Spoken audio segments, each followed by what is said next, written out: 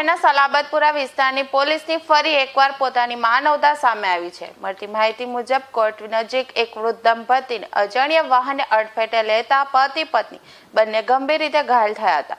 દંપતી રસ્તા પર પડી ગયેલા હતા અને આસપાસના લોકો એમ્બ્યુલન્સ માટે રાહ જોઈ રહ્યા હતા। તેવી ઘડીમાં પીઆઈ શીતલ એ શાહ તેમના સ્ટાફ સાથે સ્થળ પરથી પસાર થઈ રહ્યા હતા અને કોઈ પણ વિલંબ કર્યા વિના પોલીસ વાન રસ્તા પર ઊભી રાખીને દંપતીને પોલીસ વાનમાં લઈને સીધા સિવિલ હોસ્પિટલ ખાતે ખસેડ્યા હતા। પીઆઈ શીતલ શાહ સ્વયં હોસ્પિટલ સુધી આવ્યા અને ત્યાં દંપતીને સારવાર મળે તેની દેખરેખ રાખી હતી। હોસ્પિટલ સ્ટાફ સાથે સંકલન કરીને તાત્કાલિક સારવાર શરૂ કરવામાં આવી હતી।